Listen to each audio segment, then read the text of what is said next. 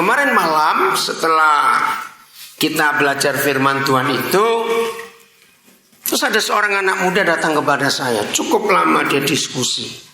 Dia sangat tersentak dengan konsep misi. Nah, anak muda ini sangat aktif di gereja. Dari 7 hari, Senin sampai Minggu, dia itu kosongnya hanya hari Kamis tidak di gereja. Saya bilang, luar biasa kamu. Jadi bayangkan, Senin ada acara ini, Selasa ada acara ini, Rabu ada ini, Kamis libur, Jumat ini, Sabtu ini, lalu Minggu. Nah, dia merasa setelah mendengar firman itu, dia takut kalau Tuhan gak berkenan kepada dia. Terus dia tanya bagaimana caranya supaya saya tidak salah di hadapan Tuhan. Nah, sebelum saya jawab dia, saya katakan, sungguh hatimu luar biasa. Tidak semua orang yang mendengar firman Tuhan responnya secepat kamu. Jadi dia betul-betul gelisah. Ternyata aktivitasnya begitu hebat. 6 hari ada di gereja.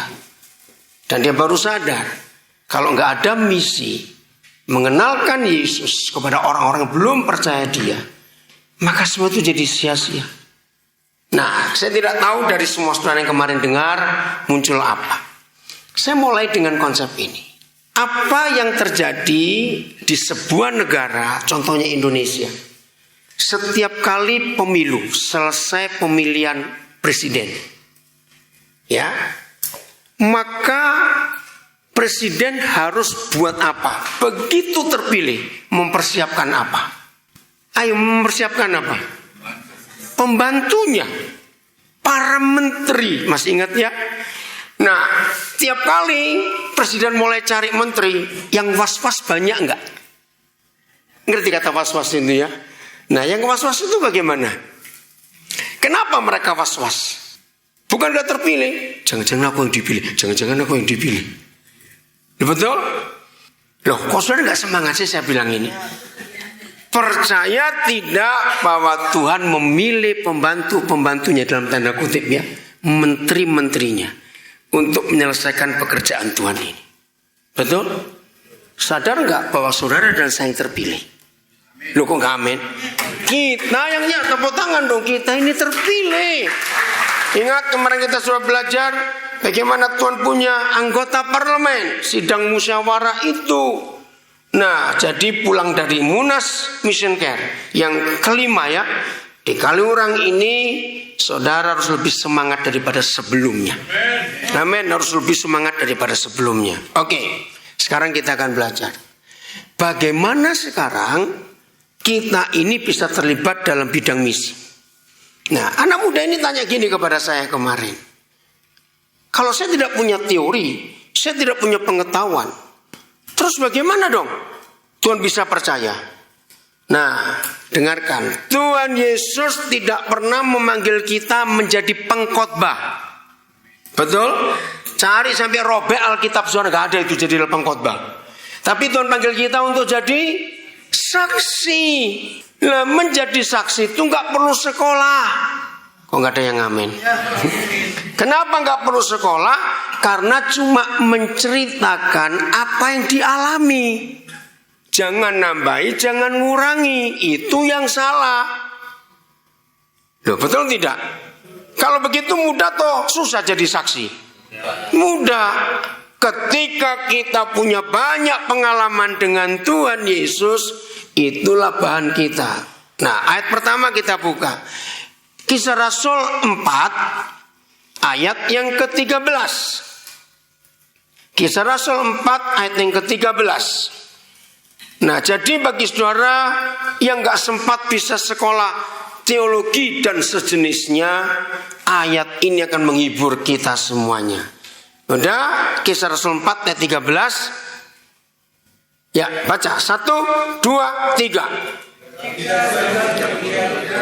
Oh, ulang-ulang. Ini orang banyak ini suaranya kecil bener. Berarti belum baca semua. 1, 2, 3.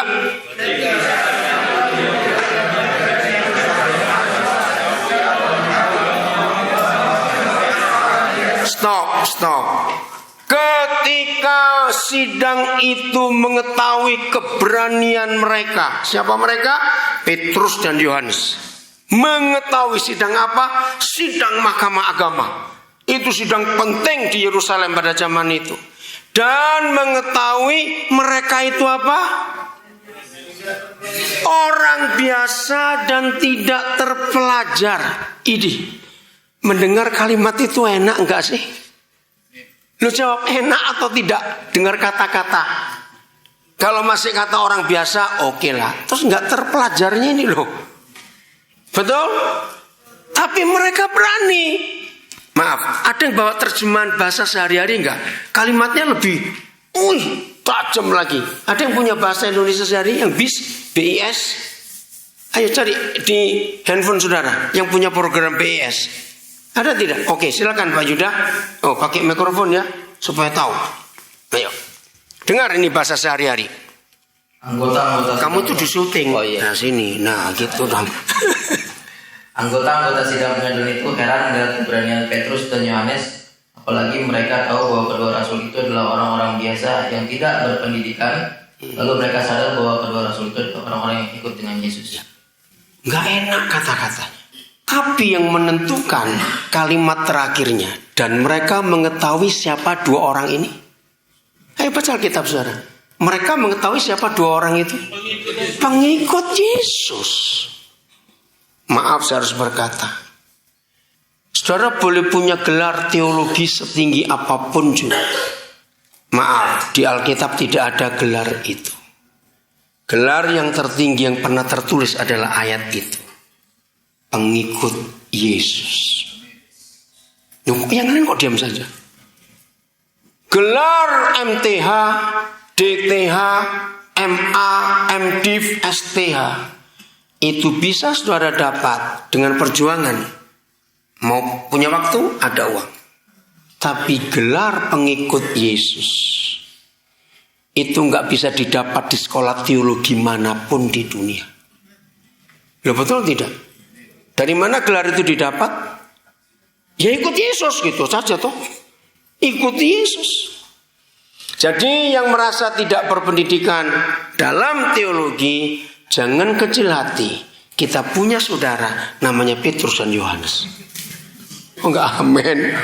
Amin, ya sudah. Nah, jadi anggota Mission Care tidak boleh berusaha meraih pendidikan tertinggi di bidang itu. Tidak. Nah, kenapa? Maaf. Justru kalau saudara punya gelar yang ada kata teologinya, misi saudara gagal total. Loh, pasti bingung. Dengarkan. Semua gelar yang ada embel-embel teologi itu bisa masuk ke dunia sekuler atau tidak? Jawab, bisa tidak? Tidak. Bagaimana dengan gelar teologi masuk ke dunia sekuler? Dengan gelar teologi masuknya ke gereja. Coba yang punya gelar sarjana teologi ngelamar ke BNI, diterima tidak? Ya, jadi guru-guru agama lagi. Iya, itu tugas gereja, tugas PNS lagi. Justru gelar teologi menghambat misi. Sebab orang yang punya gelar itu tidak bisa masuk ke dunia. Di mana Tuhan Yesus berkata, pergilah kamu ke seluruh dunia. Tidak bisa. Ngelamar jadi satpam aja ditertawakan. Loh betul tidak? Karena teologi harus masuk ke gereja. Ingat kemarin kita sudah belajar, misi bukan di dalam gereja. Amin. Di luar, ingat di Yesaya 49 ayat 6. 800 tahun sebelum Tuhan Yesus datang, Papa di surga sudah memberi peringatan, warning, awas kamu Yesus. Kalau sudah sampai di dunia, lalu pelayananmu, aktivitasmu hanya untuk ngurusin suku-suku Israel dan Yakub. Orang-orang Israel dan suku-suku Yakub saja. Terlalu sedikit bagiku. Karena aku menetapkan kamu untuk membawa keselamatanku sampai ke ujung bumi. Saudara, kita harus tahu ini. Supaya Injil itu sampai. Satu kali saya punya pengalaman luar biasa. Ini seorang pengusaha di Tegal. Terjadi berapa tahun yang lalu. Dia punya perusahaan besar. Satu gereja ngundang saya. Nah, saya nginep di rumah majelisnya. Ini salah satu majelisnya. Tinggal di sebuah perumahan yang mewah. Begitu kami pulang makan setelah ibadah, pulang makan, terus pulang ke rumah. Begitu mau masuk ke pintu gerbang, pengusaha ini nyapa satpam yang ada di situ. Hei, kenapa kok mukamu susah sekali? Satpamnya jawab, biasa. Terus saya tanya, loh biasanya dia nggak susah itu? Enggak, biasanya orang itu rame kok. Saya nggak mikir apa-apa, saudara. Begitu saya sampai rumahnya, saya ganti baju. Pas saya mau, ganti celana saya juga. Roh Kudus bilang, Daniel, kamu balik ke depan, temui satpam itu. Saya nggak pernah ragu akan suara itu. Akhirnya saya pakai kembali baju saya, celana saya keluar. Mau kemana? Dia pikir saya perlu sesuatu. Nggak usah, kalau perlu sikat gigi apa di sini ada. Enggak. Saya nggak ngomong kalau mau ketemu satpam itu. Saya mau jalan-jalan ngeliat ini. Ya udah saya temani. Lah ditemani, ya sudah kalau begitu. Enggak kok, saya ini digerakkan Roh Kudus untuk ketemu satpam tadi. Yang mana? Loh yang tadi kamu sapa kok mukanya sedih? Oh ya, kenapa? Nggak tahu, saya bilang. Akhirnya kami balik. Dan kebetulan satpam lain sedang keliling, cuma ada dia. Lalu kami bertiga duduk di pos satpam, di pintu gerbang perumahan. Lalu saya tanya, Pak, Bapak kok sampai sedih begitu? Sampai saya sebut, bos ini begini. Iya, besok itu kalau saya nggak bayar uang sekolah anak saya, dia tuh nggak bisa ikut ujian. Langsung saya tanya, berapa bulan belum dibayar? 3 bulan. Langsung saya keluarkan uang saya. Belum sempat saya kasih, ya pengusaha ini pasti malu dong. Masa dia lebih kaya dari saya, dan itu pos satpam dia bukan satpam saya, kok saya yang bayarin? Logika begitu. Langsung dia, dosa orang, dosa. Oke. Dia begitu terima uang itu, saudara, matanya itu seperti nggak percaya. Waktu dia angkat uang itu, dia mulutnya goyang-goyang bibirnya. Ya pasti mengucap syukur pada Tuhannya. Serta itu bilang, Pak, boleh nggak Bapak kami doakan? Dia nggak ngomong, cuma manggut. Lalu saya minta pengusaha ini kita tumbang tangan.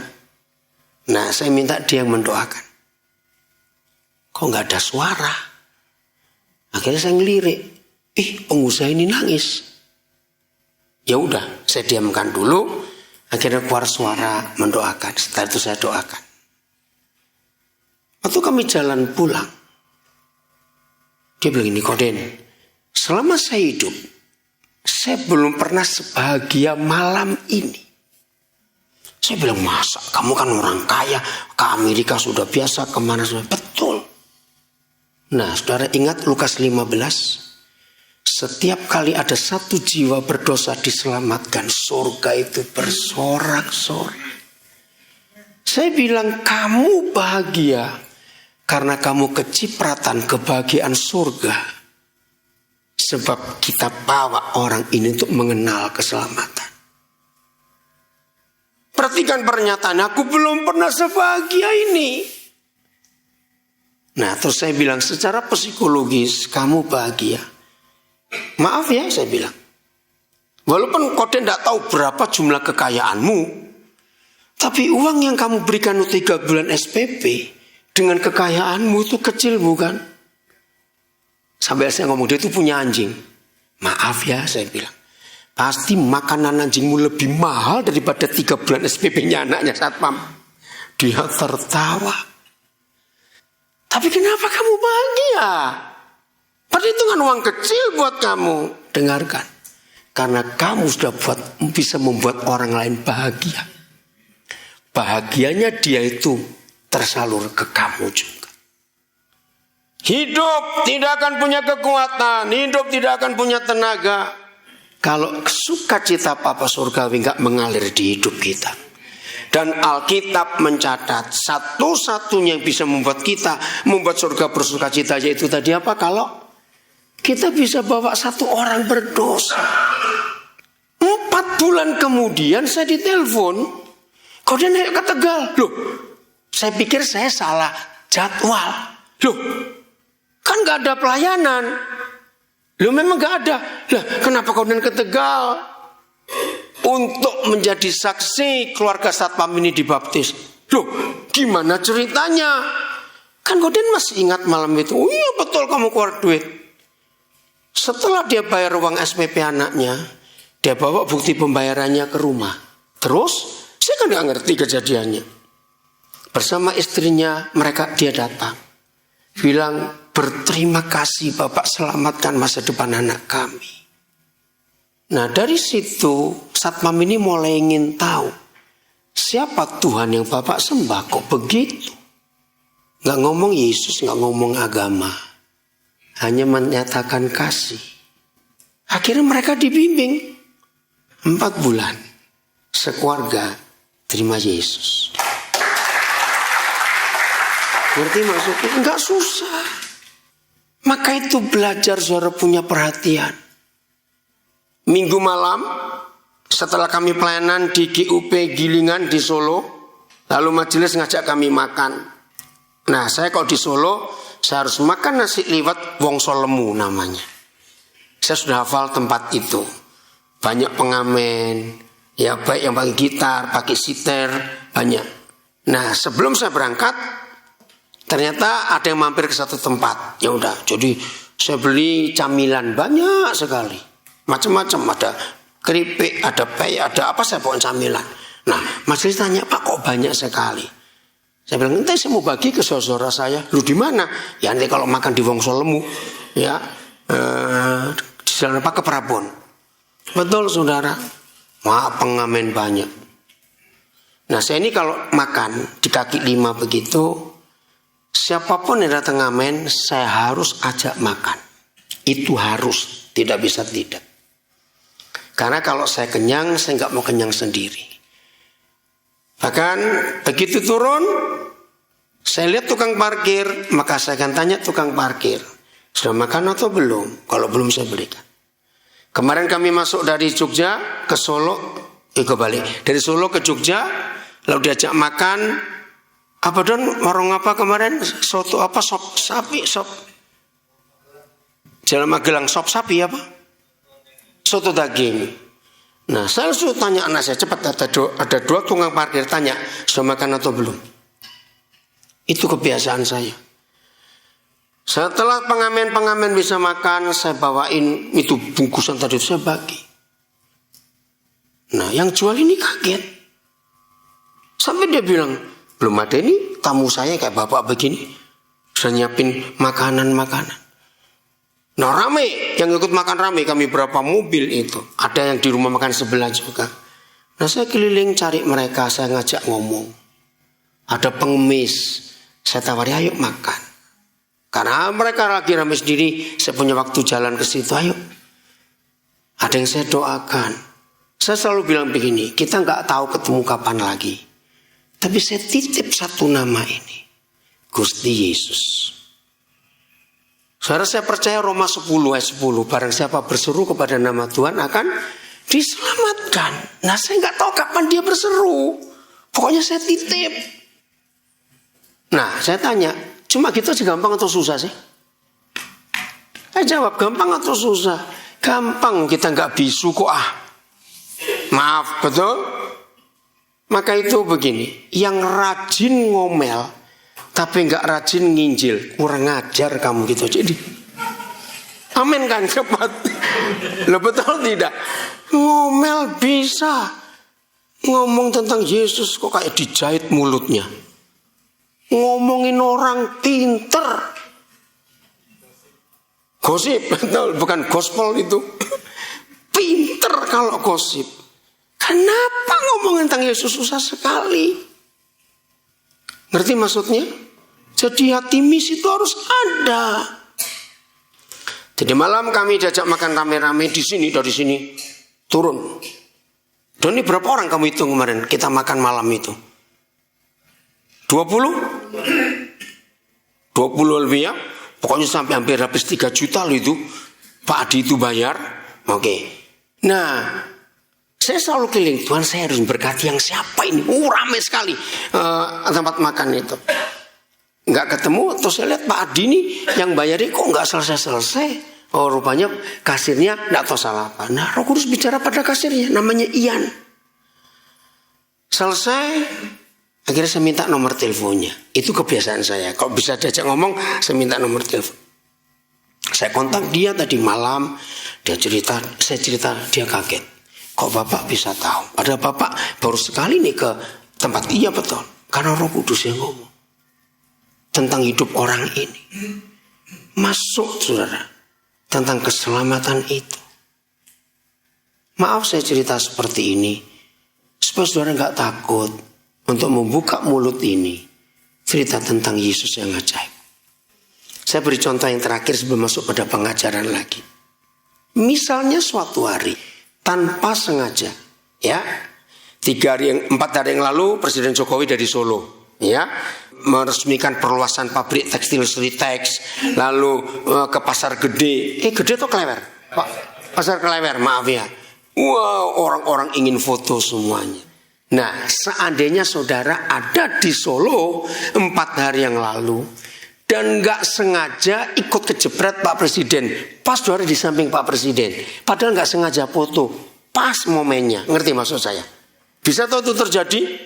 Oke. Masuk koran. Maka orang yang kenal saudara nelpon nggak? Kok hebat kamu bisa foto bareng Pak Presiden, padahal nggak sengaja. Ngerti maksudnya? Nggak sengaja ikut kejepret.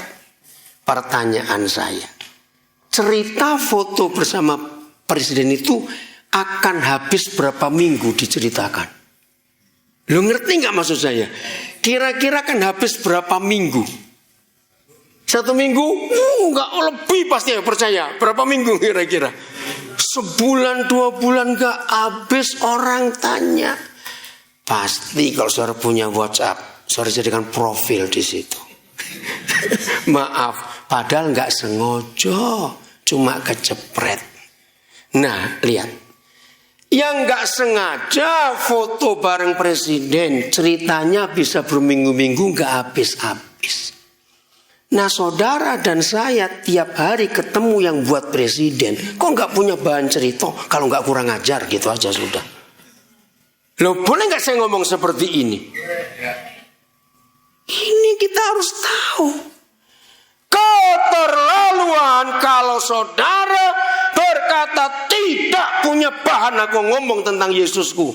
Kurang ngajar betul kita. Lalu tiap hari ngapain kita dengan dia? Setuju saya ngomong ini?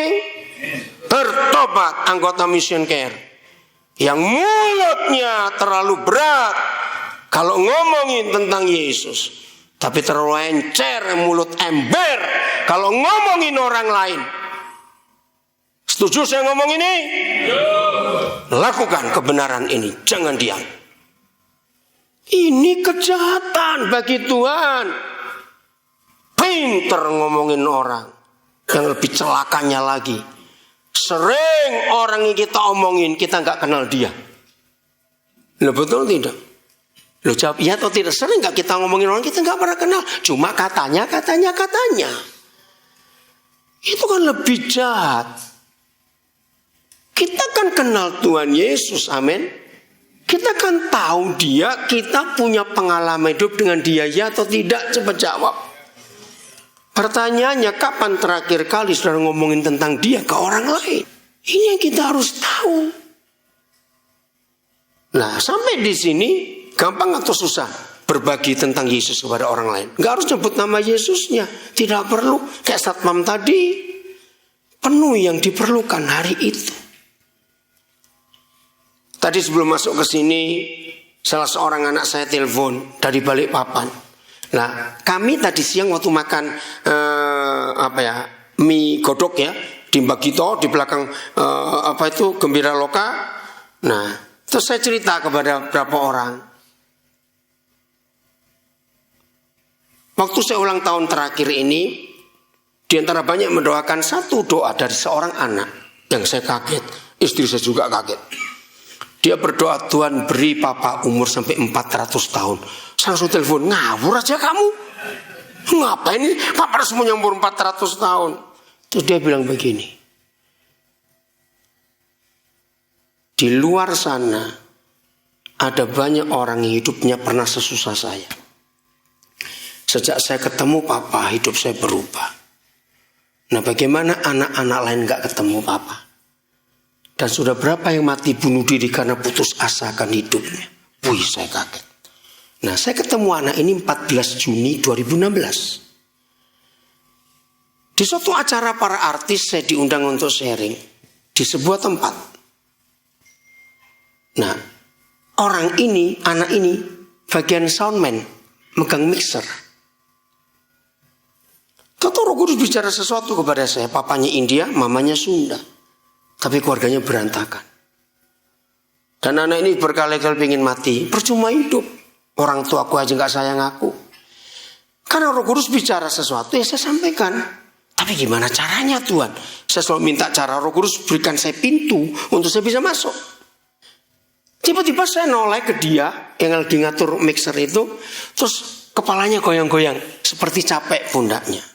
Nah, Roh Kudus bilang, ini kesempatan, pijat pundaknya. Dan kamu ngomong, baik. Saya langsung dekati dia. Kamu capek ya? Iya Pak, dari pagi gedung ini disewa hari ini 3 kali. Dan saya kerja dari pagi tadi dan yang ketiga sore. Oke ya, saya pijat kamu ya. Jangan, gak apa-apa. Atau belum acara mulai. Waktu saya pijat pundaknya, firman itu saya sampaikan. Kenapa kamu begitu dendam dengan papamu? Saya gak tahu anaknya siapa. Nama saya belum tanya. Mijet sedang berlangsung, dia noleh ke saya. Lihat ke belakang. Air matanya keluar. Dia manggil saya, Om siapa? Saya pendeta yang mau khotbah di sini. Kenapa Om bisa tahu? Sambil ngomong dia nangis. Nah pas di belakang tempat mixer itu ada satu ruangan, saya lihat itu banyak kabel. Oke, tinggalkan aja kita masuk ke situ. Sampai di dalam saya peluk dia. Saya bilang atas nama bapakmu saya minta maaf. Woi, meledak dia. Mulai hari ini kamu pegang saya papa. Sejak hari itu 14 Juni dia jadi anak saya.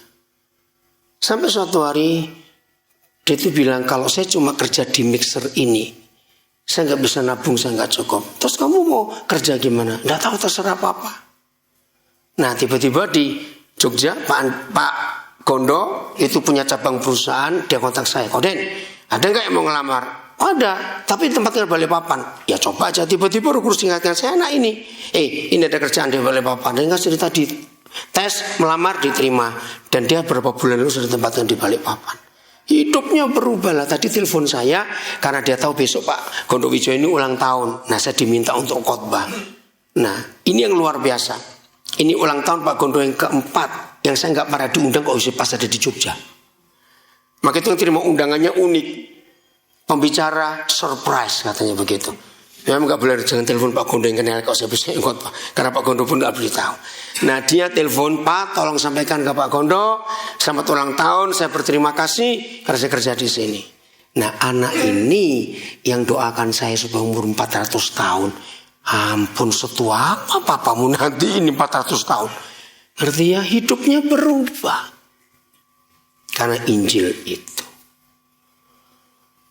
Setelah 2 minggu jadi anak saya, Roh Kudus itu ngomong lagi. Dan bawa dia ke dokter gigi. Saya kenal anak saya di dokter gigi di Jakarta, bagian ortodontis ya. Memang posisi giginya jelek, tapi dia tuh nggak cerita. Roh Kudus bilang itu membuat dia makin yakin bahwa Tuhan ada dengan saya karena dia nggak cerita. Kaget waktu saya telepon dia. Udah berapa lama kau pengen betul gigimu? Hah? Kok Papa tahu? Ya Papa sih nggak tahu, tapi Tuhan Yesus suruh ngomong. Sampai hari ini masih ditangani dan itu perlu waktu 2 tahun sampai selesai. Dokter gigi itu heran. Ngerti ya maksud ini? Maka kita ingat Syarat kedua jadi member Mission Care nggak boleh apa? Pelit. Awas yang lupa. Awas itu. Oke, kita buka Ulangan 29. Inilah salah satu cara bersaksi tentang Yesus dalam konsep perjanjian lama. Saudara, di banyak acara-acara misi yang saya diundang untuk berbicara, pasti orang heran yang belum pernah tahu Ulangan 29 bahwa di perjanjian lama hati misi Papa kita di surga sudah tertulis dan begitu gampang. Ayo, yang belum pernah dengar, kaget nggak bahwa di perjanjian lama ada tentang misi penginjilan? Kaget toh? Ulangan 29 mulai ayat yang ke-10. Ulangan 29 mulai 10. Di PowerPoint nggak ada ya? Nggak ada PowerPoint. Oh, sayang. Harusnya diisi Alkitab, jangan diisi program yang macam-macam yang punya laptop itu. Itu laptopnya siapa? Hah? Laptopnya siapa? Kenapa kok Jam? Oh, dewe. Oke. Udah, Ulangan 29:10. Tolong baca. 1, 2, 3.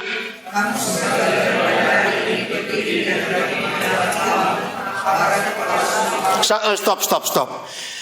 Kita akan hitung. Kamu semua yang pada hari ini berdiri di hadapan Yahweh Tuhanmu.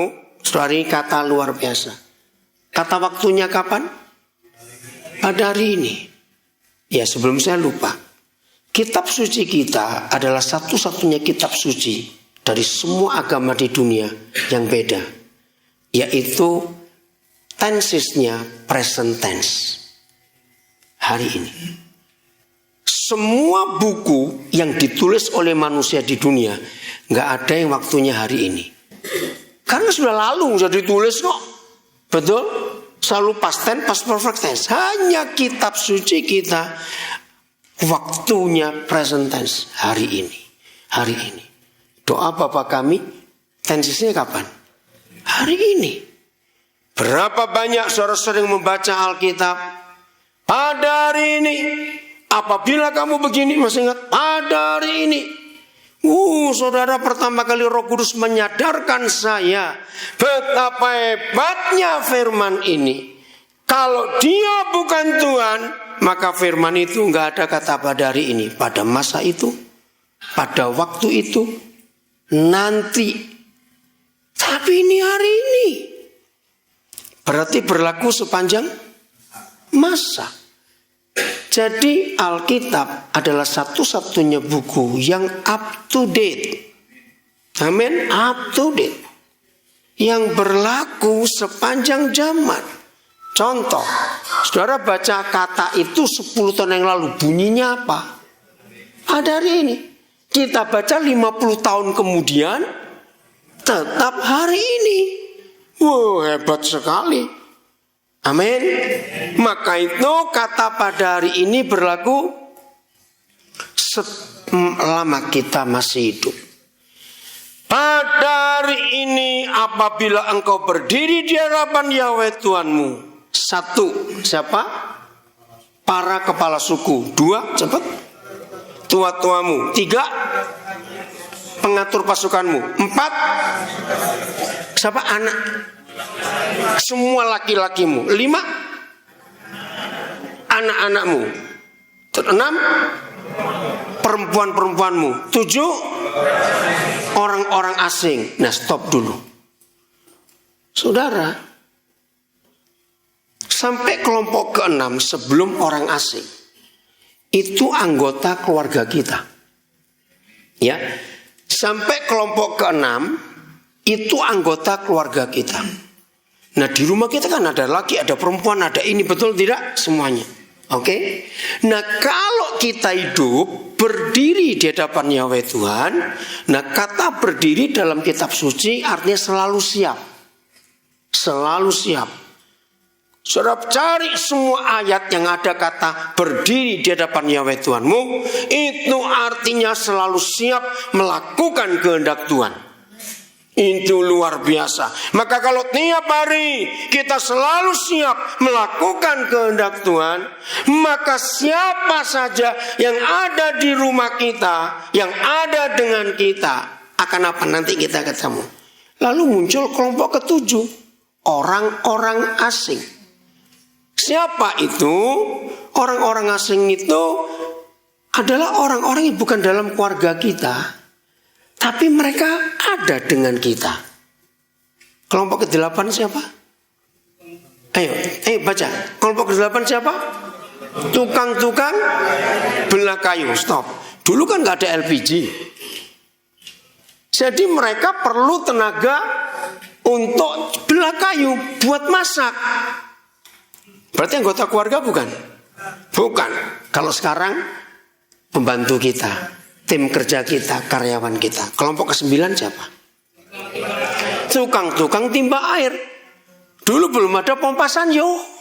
Ngerti maksudnya? Belum ada pompa air. Lihat ayat 11. 12. Diapakan orang-orang ini? 1, 2, 3. Nah, stop. 9 kelompok orang, dimulai dari anggota keluarga kita, sampai orang asing, sampai pembantu-pembantu kita, tukang belah kayu, tukang timba air. Kalau kita berdiri benar di hadapan Yahweh Tuhan kita, maka mereka untuk masuk ke dalam perjanjian. Perjanjian apa? Yang pernah diikat Yahweh Tuhan kepada Abraham. Berarti janji apa itu? Keselamatan. Loh, betul tidak? Loh, renungkan iya atau tidak? Untuk masuk ke dalam perjanjian yang diikat oleh Yahweh Tuhan dengan nenek moyang kita. Ulangi 12. 1, 2, 3. Ya. Yakni sumpah janjinya terus. Ya. Pada hari ini. Terus ayat 13.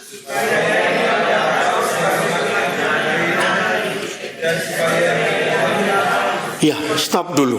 Berapa kali kata pada hari ini diulangi? Berapa kali? Untuk masuk, ulangi lagi.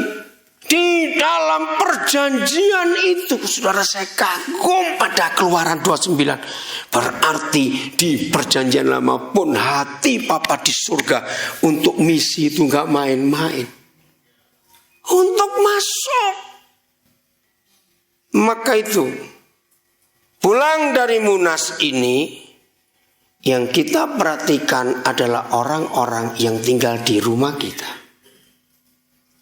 Termasuk sopir saudara. Siapa saja. Itu target pertama.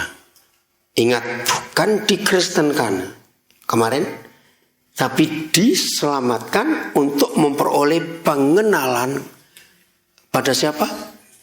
Kebenaran, yaitu Tuhan Yesus. Target pertama kita untuk misi pulang dari sini adalah tinggal serumah dengan kita yang belum tahu siapa Yesus. Hati-hati, yang punya pembantu sudah 30 tahun kerja dengan saudara, tapi tetap belum mau percaya Yesus. Kalau saudara jemaat saya akan baptis, saya rendam 2 minggu. Kenapa? 30 tahun, 15 tahun tinggal serumah dengan orang Kristen, kok gak pernah tertarik? Berarti gak beres dong. Betul tidak? Belasan tahun satu kantor, tiap hari kerja ketemu. Yang punya perusahaan, yang punya toko, punya apa saja. Siapa orang-orang itu? Menurut Ulangan 29, kalau kita hidup benar di hadapan Bapa di surga, orang-orang itu akan ditarik masuk kepada perjanjian yang Dia ikat dengan kita. Itu ayat luar biasa. Betul? Coba perhatikan. Gak ada teori ini, belajar ini, sekolah ini. Gak ada. Pokoknya kita berdiri di hadapan Bapa dengan benar. Orang-orang itu kesedot. Terus, coba suara yang keras suaranya. Saya harus tahu di bagian bagaimana. Sampai ayat berapa ini? 12. 13. Coba 13-nya. Saya ingin dengar. 1, 2, 3. Ya, stop. Supaya ia mengangkat sebagai umatnya. Berarti diselamatkan gak ini, saudara? Diselamatkan loh, diangkat jadi umatnya. Siapa itu? Bukan cuma anggota keluarga kita, orang asing, tukang belah kayu, tukang timba air. Wih, ini luar biasa. Maka kesimpulannya, siapapun yang berani masuk ke rumah kita, orang itu harus diselamatkan. Termasuk maling dan rampok yang masuk. Jangan berteriak, maling, maling. Awas kamu. Cari jiwa itu susah. Ini datang sendiri, tahu. Injili dan selamatkan mereka. Maka itu dari dulu saya nggak pernah kunci rumah. Karena supaya masuk, sama aja. Supaya ayo masuk. Sungguh, ayo. Nah, tapi setelah saya menikah istri saya, kadang masih takut. Tapi sering kali lupa, nggak apa-apa. Saudara, itulah Tuhan yang merindukan keselamatan. Lanjut, diangkat jadi umatnya terus. 1, 2, 3. Ya supaya ia Tuhan menjadi Tuhan kamu, Tuhan semua orang. Terus seperti yang difirmankannya kepada ya, kepada perjanjian. Terus mana suaranya?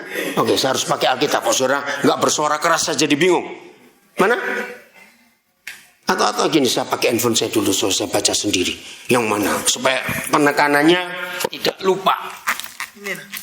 Jangan, Kojang nggak bisa baca. Harus baca, Kojang. Mana ya Alkitab saya? Bentar ya. Tunggu. Ulangan 29 sampai ayat berapa tadi? Maaf, ayat 13. Ya, aduh, sudah jam 6. Saya ini harus pergi nih, anak saya sudah nunggu ini di Jogja. Hah?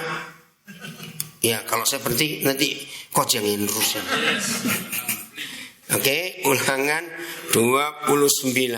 Wih, saya kagum saudara pada firman ini. Hati Papa itu untuk jiwa-jiwa belum diselamatkan itu luar biasa.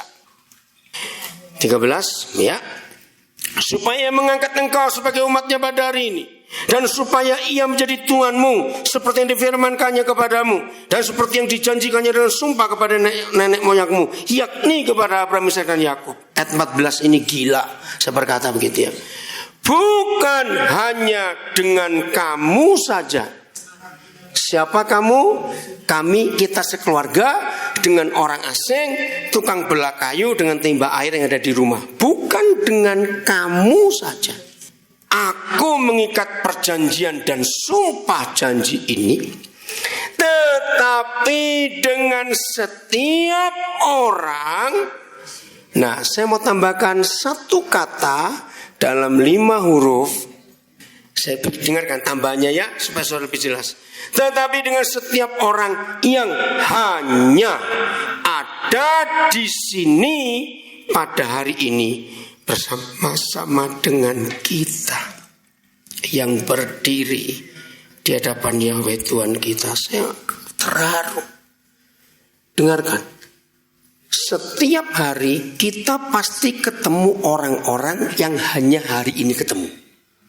Besok, minggu depan belum tentu ketemu. Sering tidak? Lo jawab sering tidak? Sering.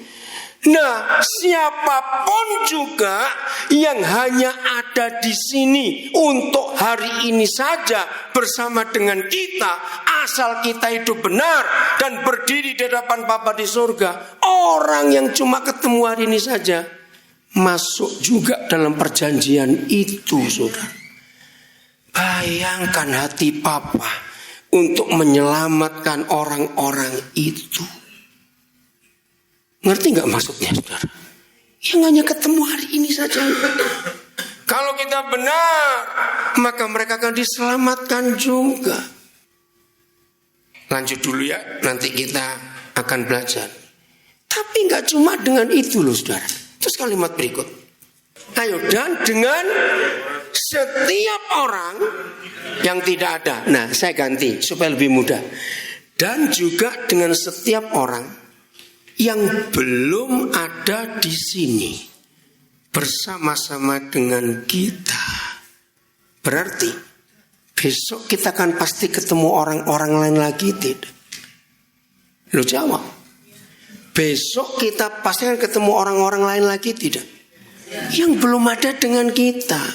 Itu target Tuhan untuk besok, untuk lusa, untuk minggu depan.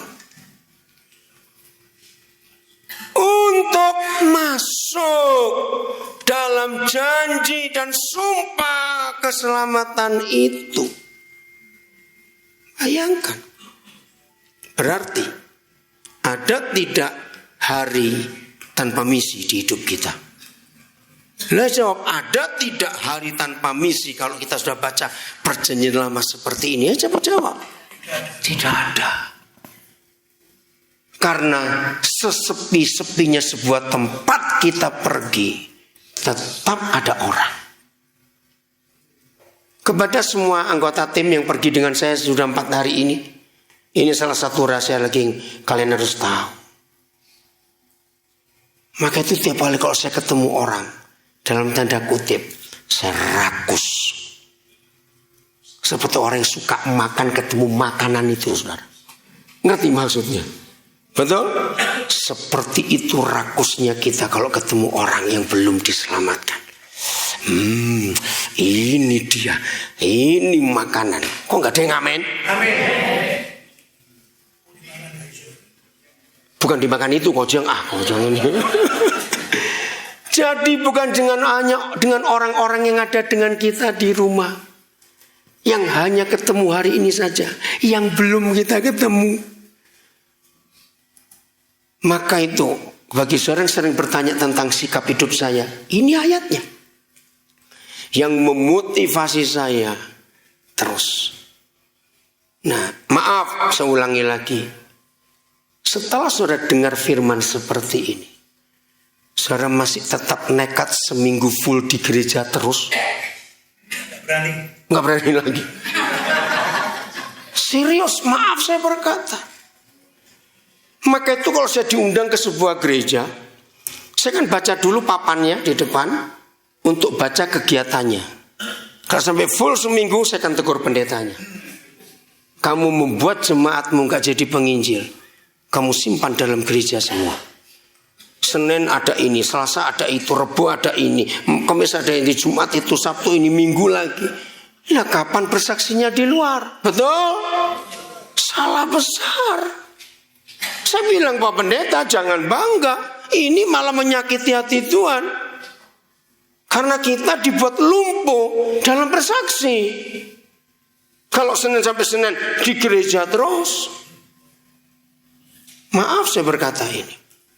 Maka itu ayo mulai hari ini kita sadar bahwa hati Tuhan ada di orang-orang luar. Jadi di gereja itu penting untuk memuridkan. Katakan amin. Diperlengkapi di gereja. Setelah lengkap, tendang keluar orang-orang ini. Amin. Karena perintahnya, pergilah kamu. Terima kasih Pak Pendeta Yohanes yang kemarin doa luar biasa. Yang Tuhan minta, pergilah kamu.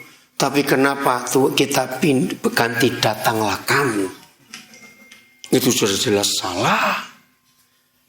Ngerti maksud ini saudara? Jadi semangat gak mengasihi jiwa-jiwa itu? Begitulah hati Papa kita terhadap jiwa-jiwa itu. Rakusnya untuk menyelamatkan. Satu kali saya di Balikpapan diundang full gospel. Ada kebaktian Natal. Mewah acaranya. Nah kebetulan saya nginap di rumah salah seorang anak saya di Balikpapan. Yang satu kompleks dengan hotel tempat acara. Nah satu kompleks ya. Tapi ya agak jauh. Tapi gak sampai 1 kilometer gitu. Begitu selesai kebaktian, Roh Kudus bilang saya, Daniel kamu jalan kaki. Oke, saya bilang itu pas di pinggir pantai di Balikpapan. Oh saya tahu, kalau Papa nyuruh saya jalan kaki, berarti saya harus jadi berkat. Akhirnya saya bilang pada panitia ngajak, mari Pak Dena, enggak, saya mau jalan. Enggak bisa, Bapak tamu kami. Kan biasa orang pengusaha gengsian begitu toh. Masa tamunya jalan kaki pulang? Enggak apa-apa. Saya ngotot. Mereka juga ngotot. Kira-kira yang kalah siapa? Mereka dong. Saya menang, saya enggak mau jalan kaki, saya enggak menaik mobil. Akhirnya salah satu panitia yang jadi penengah, ya udah kalau gitu saya nemani Koden jalan. Terima kasih. Nah, saya sudah siapkan uang. Karena saya tahu pasti ketemu orang. Tapi itu daerah pertokoan sudah sepi dan tutup semua. Terus dia tanya, kenapa Koden mau jalan kaki? Ya mau jadi berkat. Loh, kepada siapa malam-malam gini? Ini sepi. Ya, pasti ada orang. Tapi nggak tahu siapa. Sambil jalan keluar dari hotel itu, kami cerita-cerita. Mata saya sambil lihat kiri kanan, mana ini ada orang di mana. Sepi, itu bukan daerah perumahan, daerah pertokoan, pusat bisnis. Terus mata saya lihat sebelah kiri, ada orang tidur di sebuah teras satu ruko. Begitu saya lihat orang itu, Roh Kudus berkata dia, nah itu dia. Yang mana? Tidur itu. Nah rupanya orang ini mikirnya lagi betul-betul tegang. Terus dia tanya, lo Koden kenal? Terus dia sadar, masuk kenal orang tidur di situ, dia sadar. Karena kan refleks itu loh. Saya nggak jawab, dia langsung tahu, dia merasa malu. Begitu kami dekat, wih, dengkur saudara, kencang. Aduh, apa yang muncul di pikiran saya? Orang yang punya kamar pakai AC aja belum tentu bisa tidur senyenyak orang ini. Lo betul tidak? Ayo, begitu bertobat yang kaya-kaya yang susah tidur itu ya. Berarti hatinya sedang tidak penuh damai sejahtera. Ini orang penuh damai sejahtera. Terus saya bisik ngomong, lihat enak ya tidurnya. Iya, ngorok sudah. Tapi ini bagaimana berkat ini? Nah saya nggak mau bangunkan. Kalau saya jadi dia, bisa dapat tempat di emper toko, di teras toko aja sudah enak, terus bisa tidur lagi. Aduh, saya nggak mau banguni. Tapi gimana cara saya taruh berkat ini, uang ini? Dia wajahnya ngadep ke rolling door-nya toko itu. Terus saya lihat di ujung kepalanya itu ada botol aqua besar, isinya nggak sampai separuh. Saya dapat ide, letakkan uang itu di bawah botol. Karena wajar orang bangun tidur haus pasti minum. Pasti dia kelihatan. Saya juga mikir kalau ada orang jahat gak akan kelihatan. Karena di bawah botol dan di ujung sali dekat orang door depan apa itu di sebelah dahinya. Saya pelan-pelan saudara untuk mengangkat botol itu supaya dia gak bangun. Pelan. Saya berhasil taruh. Saya perhatikan ini pengurus FGB ini. Wah lihat itu tegang juga. Begitu uang saya taruh, botol saya letakkan, rupanya terlalu cepat saya letakkannya. Bunyi kek gitu aja. Orang ini kaget bangun, saya juga kaget ya dia bangun. Kan bisa bayangkan, kan saya nggak harap dia bangun. Aduh, Pak maaf Pak, kami mengganggu Bapak tidur enak sekali.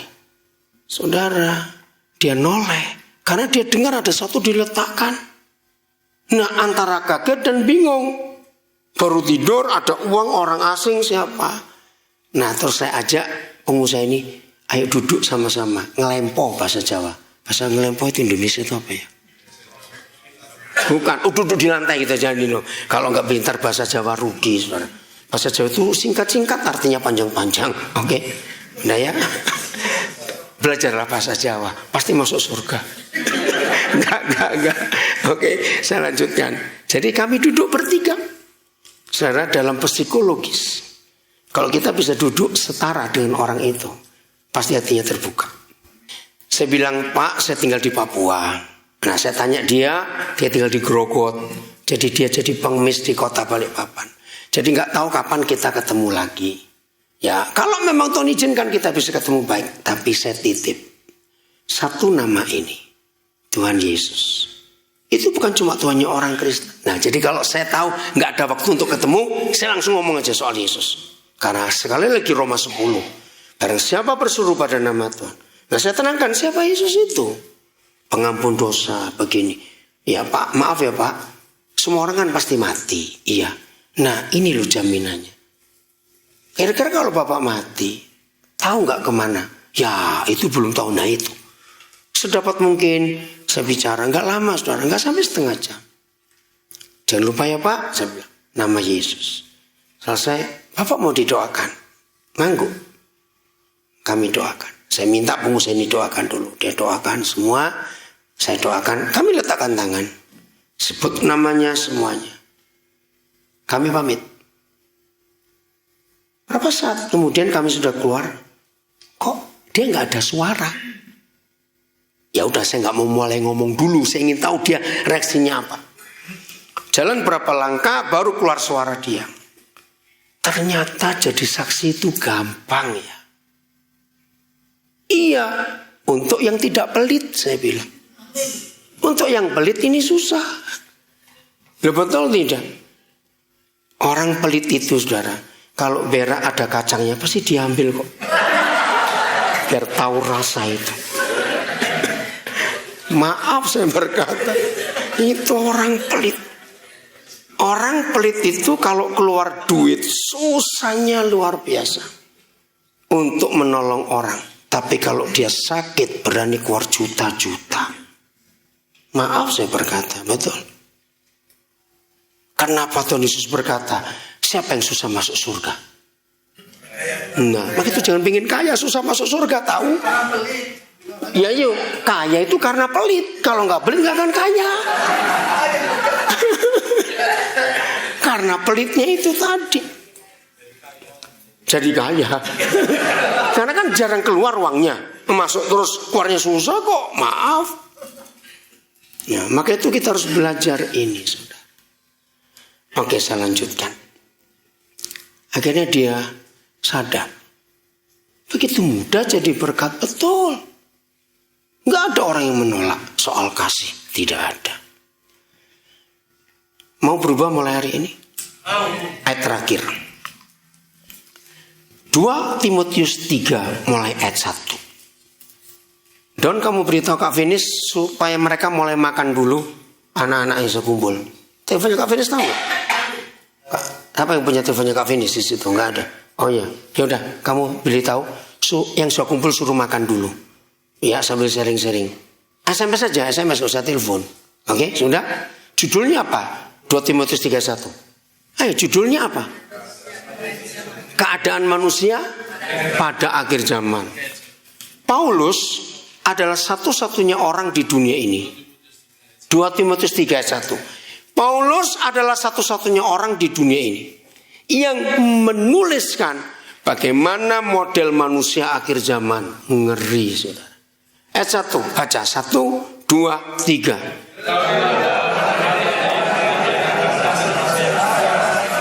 Ya, stop. Ketahuilah bahwa pada hari-hari terakhir, sekarang ini terakhir, terjadi masa yang apa? Sukar, sulit, susah. Dan semua orang mengakui, betul? Nah, tapi ini masalah yang jangan tersinggung lagi. Sesusah-susahnya sebuah keadaan antara orang kaya dan orang miskin. Dalam keadaan yang susah ini, siapa yang lebih susah? Nah, orang miskin itu gak pernah ngalami susah. Sudah biasa susah. Seorang kaya yang lebih berat karena susah. Maka itu gak enak. Jadi orang kaya itu gak enak. Saya tahu. Maka itu saya bingung kalau banyak pendeta pengen kaya. Ngapain kamu? Terus sudah dia pengen kaya, ngajari jemaatnya khotbahnya kaya, terus sukses, terus diberkati. Betul? Nah, apa akibatnya? Ayat 2. 1, 2, 3. Manusia akan mencintai diri sendiri dan jadi uang. Stop, sampai situ saja. Sisanya baca sendiri. 2 ini kita bongkar. Maka manusia jadi egois. Betul? Kalau sudah egois karena susah jadi hamba uang. Apa kata lain hamba uang? Pelit. Diperhamba oleh uang. Ingat ya saudara, tidak ada pribadi di dunia ini selain Tuhan Yesus yang berkata bahwa uang dengan Tuhan itu kekuatannya sejajar. Matius 6:24. Lagi sekali, hanya Tuhan Yesus yang berani berkata bahwa saingan dia itu bukan setan tapi uang. Maka itu dia berfirman, kamu tidak boleh menyembah dua tuhan, uang dan aku. Kamu harus milih. Sebab kamu tidak bisa mencintai yang satu dan membenci yang lain. Kalau kamu gak milih, kamu akan jadi yang setia pada yang satu dan tidak setia pada yang lain. Itu jangan main-main loh firman itu. Maaf. Saudara tahu gak tidak berharap Tuhan itu terkutuk? Loh, betul tidak? Yeremia 17. Betul? Loh, iya atau tidak? Mengandalkan kekuatan kita, maaf, mengandalkan kekayaan kita itu terkutuk tidak kalau nggak mengandalkan Tuhan? Cepat jawab. Nah, maaf saya berkata, antara orang yang punya uang dan nggak punya uang, mana yang lebih bisa mengandalkan Tuhan? Nah, maka itu sering-seringnya nggak punya uang supaya terbukti kita mengandalkan Tuhan. Loh kok nggak amin lagi? Nah, contoh ya, jangan tersinggung ya. Maka itu gereja-gereja kaya, orang kaya takut ketemu saya ini ngomong apa adanya. Karena saya nggak jadi hambanya orang kaya, saya jadi hamba Tuhan. Nah itu dia. Nah, kalau suatu hari ada dua orang ke dokter, satu orang kaya, satu orang miskin.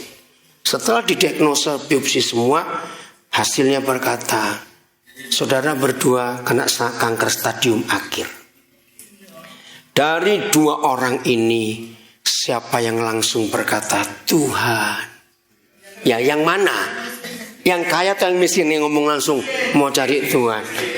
Yang kaya kemana? Singapura. Dengar dulu pertanyaannya. Ke dokter salah atau tidak kalau sakit? Tidak. Lalu salahnya di mana? Nah ini loh saudara.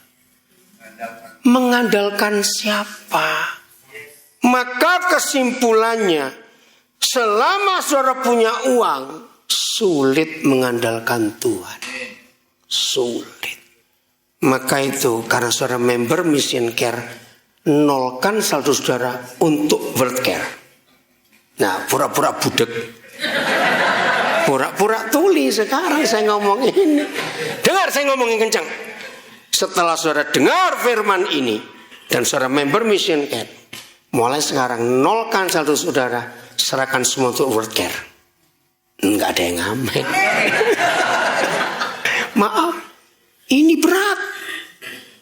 Tapi kalau tidak melakukan, berarti kita sedang punya dua Tuhan. Hati-hati dengan uang. Hati-hati. Ngeri. Ternyata kegagalan kita bukan kurang puasa, bukan kurang doa, kurang rajin ke gereja. Nggak berani ngenolkan saldo. Nah makanya itu yang buat seorang Kristen susah masuk surga. Maaf ini, saudara harus mikir loh. Tapi kalau saudara nggak mau melakukan nggak apa-apa. Tapi belajarlah minta pada Roh Kudus berani untuk menyerahkan. Nah, suatu kali ada orang marah waktu saya khotbah ini. Marahnya marah betul. Belum pernah saya dengar pendeta kurang ajar Bapak. Bapak ngajari orang tidak menabung. Terus saya bilang, coba. Kebetulan khotbah saya selalu saya rekam. Saya ingin tanya dulu kepada semua orang yang ada di sini. Apakah betul tadi saya pernah bicara dia nggak boleh nabung? Enggak. Nah, kenapa Bapak bisa mikir saya mengajak nggak boleh nabung? Bapak suruh ngenolkan? Oh itu. Oke, saya tanya dulu. Orang nabung untuk apa? Saya nggak tanya Bapak, dia. Jawab, orang nabung untuk apa? Cepat. Bukan supaya kaya, jangan gitu dulu lah. Enggak, yang umum. Nabung untuk apa? Berjaga-jaga, satu. Pertanyaannya, selama yang kita jagakan belum datang. Halo, ada orang enggak di sini? Selama yang kita jagakan belum datang dan Injil perlu, keluarkan. Loh kok gak amin? Aduh, amin gitu loh. Besok kan dapat lagi kalau kita kerja. Loh gak amin lagi. Nah waktu besok dapat lagi, tabung lagi. Apalagi zaman sekarang, bisnis itu nggak pakai jam, nggak pakai kantor, karena online. Saudara tinggal tidur, online-mu jalan, duit masuk terus tidak? Ya sudah, jangan pelit goblok. Betul tidak? Nabung itu boleh, tapi selama belum diperlukan, pakailah kalau Injil itu perlu. Oh, cuma satu yang amin. Oke. Kedua, nabung untuk apa? Cepat, jaga-jaga. Saya mau ajarkan saudara kebenaran. Sakit. Apa? Untuk sakit, betul, jaga-jaga. Untuk masa depan. Persiapan. Persiapan apa, Kojang? Aduh, Kojang persiapan. Oke. Oke. Kalau persiapan usah ditabung, kan langsung Husin. Oke, dengar ya. Oke. Untuk kalau sakit. Nah, kita kan belum sakit. Justru kalau nabung untuk sakit itu salah loh, ngarepin sakit. Salah, betul? Oke, ada orang berkata nabung untuk hari tua. Nah, sudah tua atau belum sekarang? Ya sudah. Bagikan, belum tua kok. Itu kan hari tua. Betul, ngerti nggak contoh ini? Jadi nabung itu boleh, tapi ketika ada yang perlu, bagikan. Lihat, kembali ke ayat ini. Jadi ketika manusia akhir zaman begitu egois dan jadi hamba uang, itu artinya saudara dan saya tidak boleh menggenapi jadi manusia akhir zaman. Amin kan? Saya ini ngomong begini. Betul? Jadi kalau ada tulisan dalam firman, begitulah kondisi manusia akhir zaman. Saudara dan saya sedang hidup di akhir zaman. Maksud Tuhan, jangan seperti itu. Kalau saya simpulkan dua kata itu, egois dan jadi hamba uang, itu dalam bahasa Inggrisnya, ini yang terjadi. Di mana-mana saudara akan dengar kata I don't care, I don't care. Betul nggak? Aku nggak peduli, itu kan urusanmu. Maka itu ketika dunia yang begitu sadis dalam keegoisannya, I don't care, orang gak peduli, muncullah kita yang berkata I do care. Dan ada mission care ini. Saya percaya Pak Peter condong gak asal jeplak mulutnya ngomong mission care. Dia pasti tahu akan kebenaran ini. Mission care, mitra misi. Dunia pasti berubah. Amin. Karena kita akan tampil kepada dunia. Bagaimana bentuk peduli kita? Bagaimana bentuk I do care? Ayat Alkitab menulis. Ini ayat yang terakhir. Betul terakhir. Sudah ada balasan? Ruben dari Venice? Oh, ya udah ya. Oke. Sekarang Amsal 3 27-28 ayat terakhir ya. Oh, ini firman luar biasa. Saya minta maaf untuk berkata ini. Siapa yang sudah selama ini jadi Kristen, ternyata baru tahu ada ayat Amsal 3, 27, 28 yang bunyi seperti ini.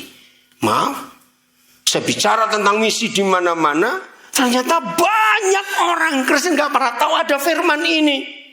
Perjawabannya kenapa sampai gak tahu? Karena pendetanya gak pernah khotbah ayat ini. Loh, kenapa pendeta gak pernah khotbah ayat ini? Karena pendetanya pelit juga, gak pernah berbagi masalahnya. Maka itu saya tanya jujur, ketika kita baca ayat ini, saya minta angkat tangan yang baru hari ini mendengar ada firman sehebat ini tentang kasih Yesus. Judulnya apa? Anjuran untuk berbuat baik. Kurang tepat. Anjuran untuk menginjil. Karena kata berbuat baik itu kan kasih Yesus kita bagi, bukan? Nah, ada kata yang kurang tepat, kalimat kurang tepat di ayat 27. Coba ya, baca 1, 2, 3. Nah, stop dulu.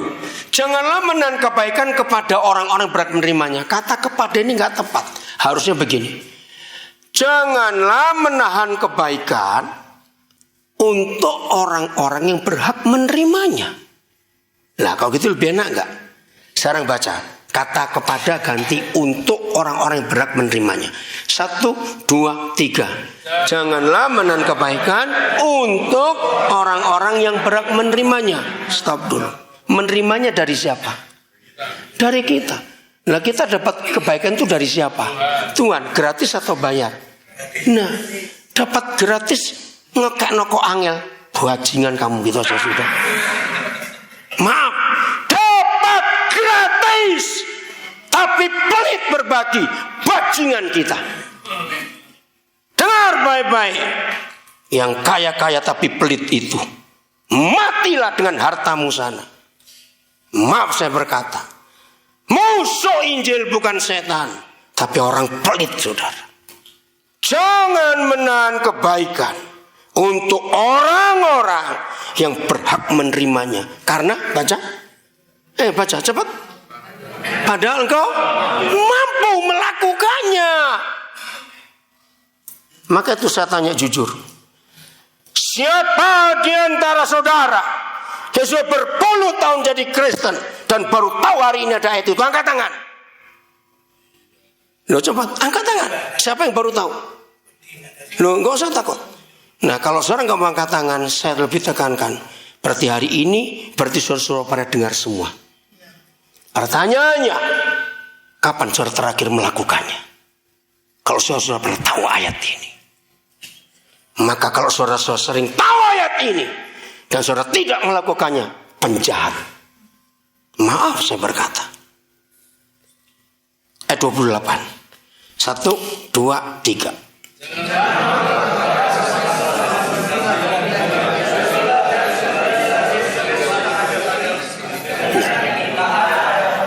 Bayangkan, apalagi kalau kalimat firman ini pakai besoknya orang Jawa. Jadi apa itu orang lapar?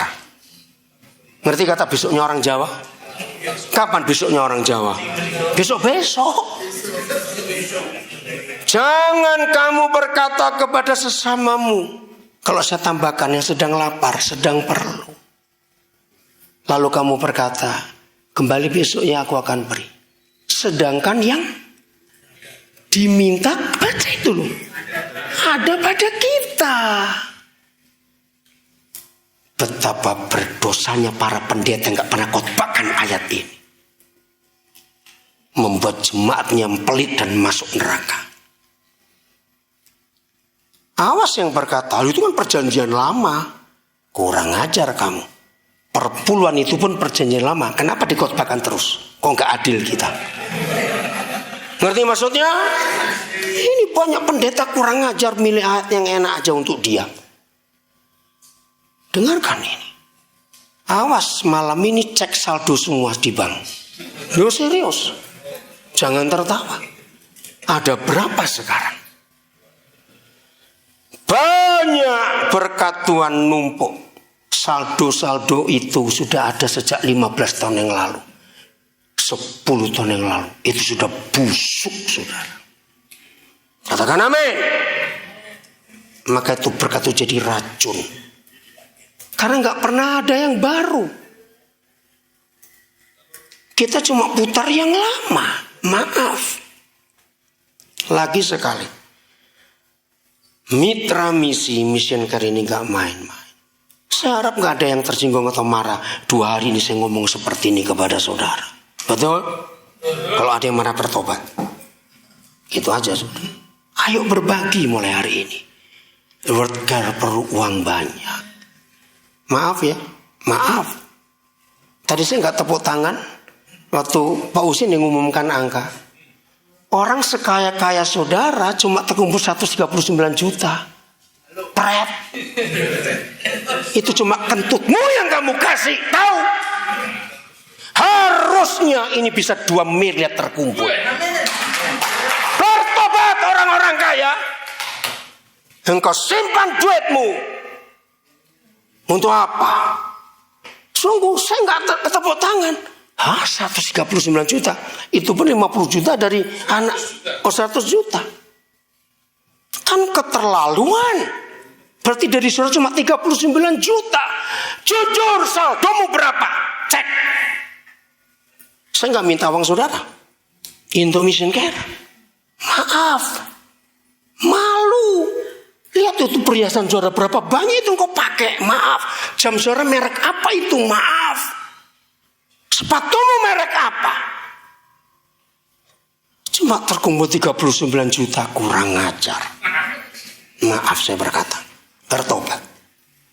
Harusnya lebih daripada itu. Saya berkata betul atau salah? Cepat jawab. Salah. Masalahnya word care. Bukan, ini kan cuma word care, mission care. Maaf, saya nggak sebut. Iya. Iya, maka itu nggak saya ralat. Makasih, Pak Iwan. Pokoknya untuk misi. Ya, pokoknya untuk misi. Saya tarik balik, saya nggak berkata word care. Untuk mission care. Ayo. Harusnya lebih dong. Untuk penginjilan. Kenapa kita harus takut? Karena kita punya yang Tuhan berikan. Jadi maaf lagi sekali, saya ralat ngomong word care. Saya ngomong mission care. Tapi saya ngomong word care itu dari Indonesia untuk dunia. Itu maksudnya. Bukan word care yang ada di Karangpandan. Maaf, saya nggak tahu urusan itu. Saya ingat waktu Pak Peter berkata word care Koden, nanti dari Indonesia akan memberkati misionaris di India, berkati itu. Masih ingat itu? Nah, itu yang ada di pikiran saya. Bukan word care yang ada di Karangpandan. Saya nggak tahu urusannya bagaimana. Ayo. Kalau cuma 39 juta terlalu kecil buat menggerakkan sebuah lembaga yang begitu besar tanggung jawabnya. Amin. Simpan firman ini, renungkan, dan ayo kita jadi pelaku yang benar di hadapan Tuhan. Demi Injil, demi jiwa-jiwa itu kan. Amin. Tuhan memberkati kita semua. Mari kita mengambil itu.